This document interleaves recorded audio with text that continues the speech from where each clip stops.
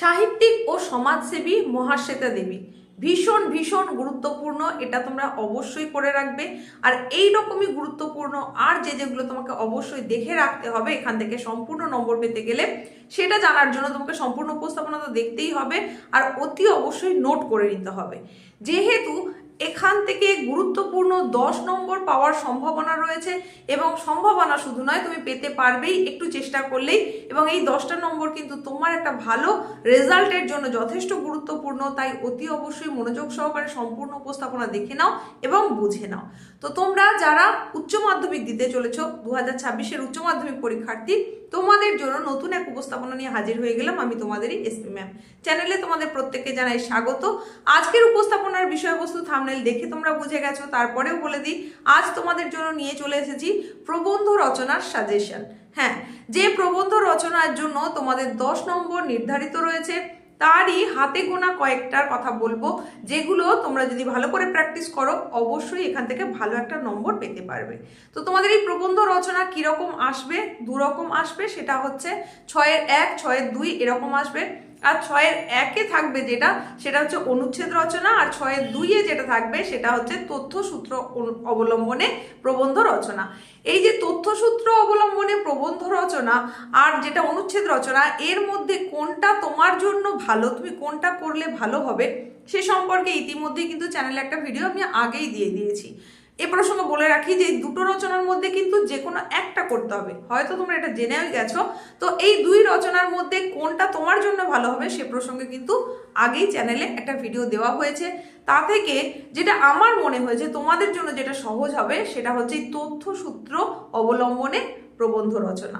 এটা যদি তোমরা করো, এটা মূলত জীবনীমূলক, সেখানে বেশ কিছু তথ্য তোমার দিয়ে দেওয়া হবে, যার সম্পর্কে প্রবন্ধ রচনা লিখতে হবে তার সম্পর্কে অনেক তথ্য দেওয়া থাকবে, তার জন্ম, তার বংশ পরিচয়, শিক্ষা বা আরও যা যা কিছু এরকম অনেকগুলো পয়েন্ট দেওয়া থাকবে, 7-8 রকম পয়েন্ট অন্তত দেওয়া থাকবে।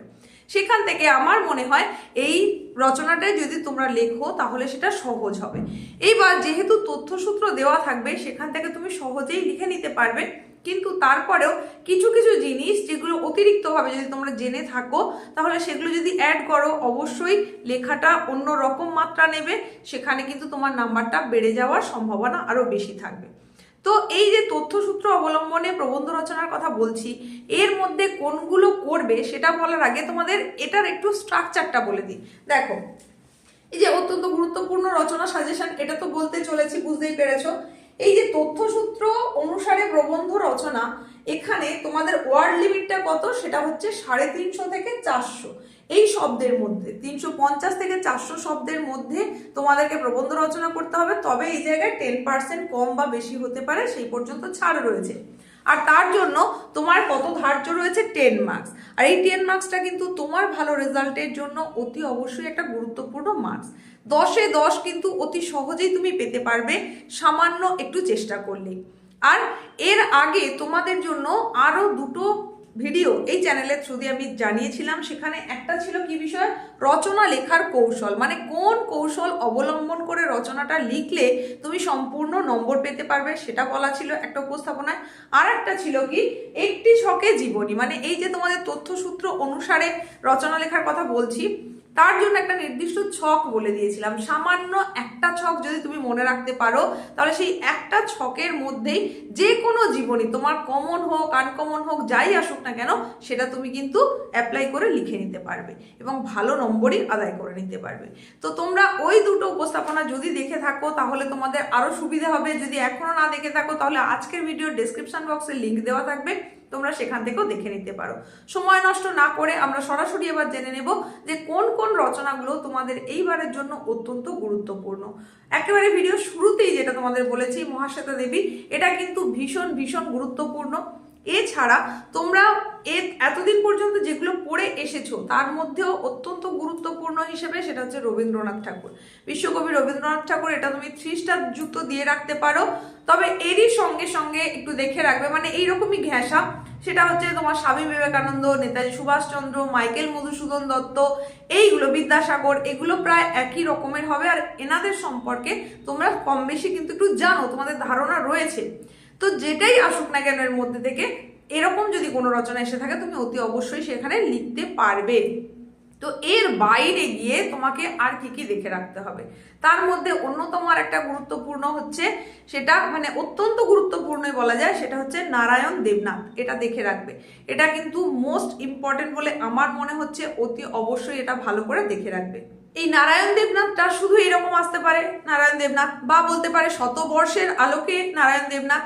আমি যেমন শুরুতেই যেটা বলেছি মহাশ্বেতা দেবী, সেটাও কিন্তু ঘুরিয়ে এইভাবে বলতে পারে শতবর্ষের আলোকে মহাশ্বেতা দেবী, এটা বলতে পারে। বা যেটা আমি বললাম বিশিষ্ট সমাজসেবী সাহিত্যিক হিসাবে মহাশ্বেতা দেবী, এটাও আসতে পারে। এরকমই গুরুত্বপূর্ণ হিসাবে আরেকটা দেখে রাখবে, সেটা হচ্ছে শতবর্ষের আলোকে ঋত্বিক ঘটক, এটা দেখে রাখবে। তারই সঙ্গে সঙ্গে দেখবে জন্ম সার্ধ শতবর্ষে নিবেদিতা, এটাও কিন্তু একটা খুব গুরুত্বপূর্ণ। অতি অবশ্যই ভালো করে পয়েন্টগুলো তোমরা একটু বুঝে নেবে, তাহলেই কিন্তু লিখতে পারবে।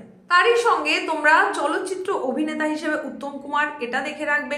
তারই সঙ্গে সঙ্গে আরো একটা বলবো, যেটা গায়িকা হিসেবে লতা মঙ্গেশকর, এটাও দেখে রাখবে। আবার গীতশ্রী সন্ধ্যা মুখোপাধ্যায়, এটাও কিন্তু একটু দেখে রাখবে। মানে দুটোর মধ্যে একটু কম্পারিজনটা দেখে নেবে, তাহলেই কিন্তু এখান থেকে আশা করছি লিখতে পারবে। আর কিছুজন লেখক হিসাবে তোমরা দেখে রাখবে, যেমন সমরেশ বসু, সুকান্ত মজুমদার, এগুলো তোমরা লেখক হিসাবে একটু দেখে রাখবে।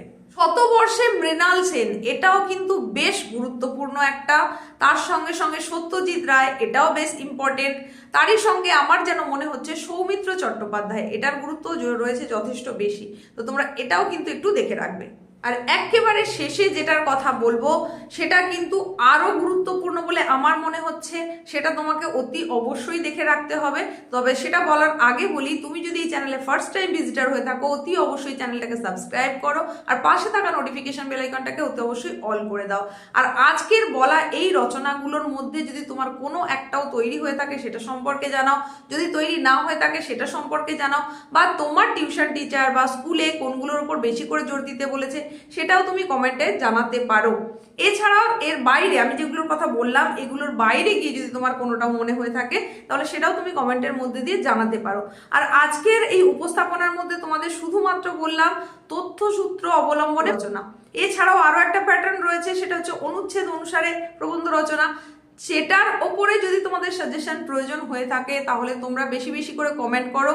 তোমাদের যত বেশি কমেন্ট আসবে, তার ওপরে পরবর্তী উপস্থাপনায় অনুচ্ছেদ রচনা, তার ভিত্তিতে যে প্রবন্ধ, অনুচ্ছেদ অনুযায়ী যে প্রবন্ধ রচনা, সেটারও সাজেশন কিন্তু তোমাদের জন্য নিয়ে চলে আসবো। আর আজকের উপস্থাপনা ভালো লাগলে লাইক করতে কিন্তু একেবারেই ভুলবে না, বন্ধুদের মধ্যে শেয়ার করে দেবে। তোমরা যত বেশি লাইক করবে, যত বেশি শেয়ার করবে, সেটা কিন্তু আমার কাছে ইন্সপিরেশন হিসেবেই আসবে। আর হাই পয়েন্টটা এসে গেলে সেটা অতি অবশ্যই দিয়ে দেবে। একেবারে শেষে যেটার কথা তোমাদের বলবো, যে রচনাটা অতি অবশ্যই দেখে রাখবে, সেটা হচ্ছে সুনিতা উইলিয়ামস। আমার মনে হয় এটার সম্ভাবনা কিন্তু অত্যন্ত বেশি, তাই এটার ওপরে একটু বেশি করে জোর দেবে। দেখা হচ্ছে খুব তাড়াতাড়ি নতুন এক উপস্থাপনার সঙ্গে।